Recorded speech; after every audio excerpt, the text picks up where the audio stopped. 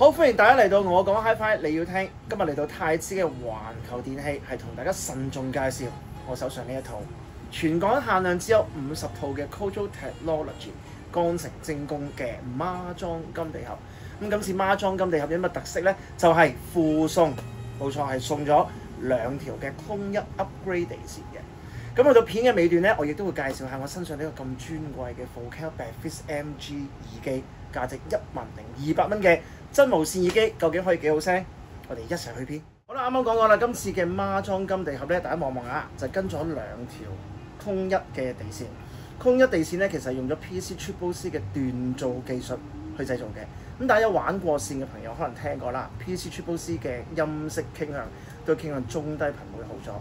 咁所以今次用咗空一之後，比起原裝嘅地線咧，第一首先我會覺得個中頻係厚潤咗好多。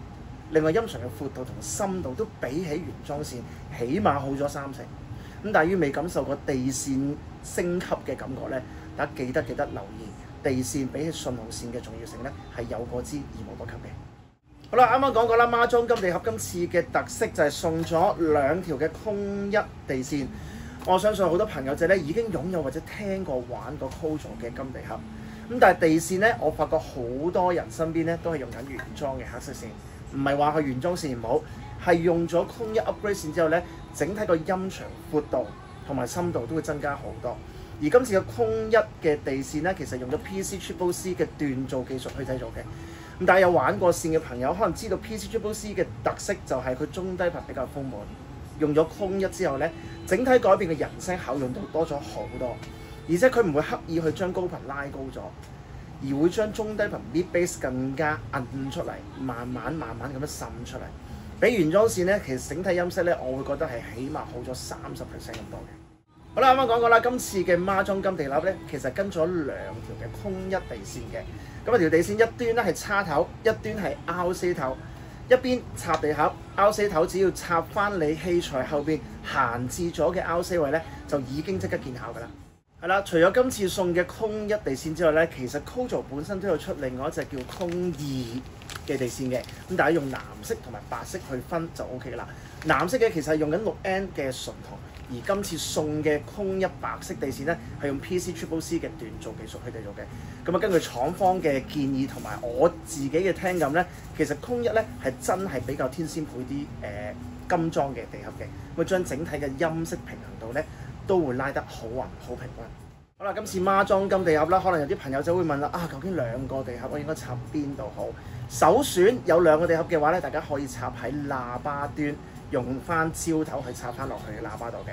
第二咧就係我強烈建議就係咩咧？將2個地盒手拖手插喺你哋嘅信源上面，即係無論你嘅 CD 機啦、Stream 啊或者黑膠盤。咁所以今次打孖嘅金地盒咧，係提供好多選擇俾大家，可以玩盡你套器材嘅。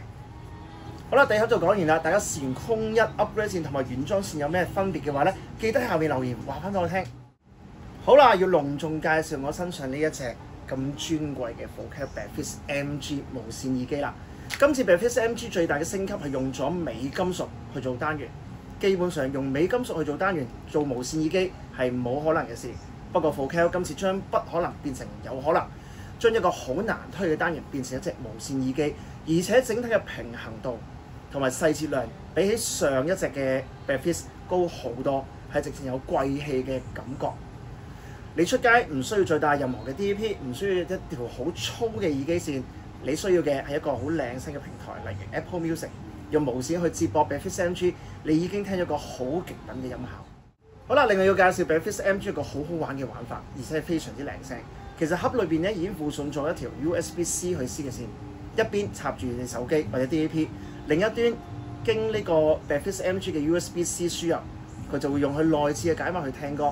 比無線聽歌嘅時候咧，佢整體嘅闊度同埋 dynamic 嘅上落咧係會好好多，而且佢會將你嘅人聲變得更加豐滿，同埋細節量更加多。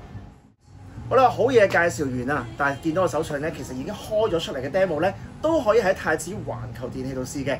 除咗有唔同嘅耳機、地盒、accessory 之外咧，呢度仲有好多唔同嘅 AV 嘢啦，家庭電器包羅萬有，大家記得落嚟試清楚、玩清楚。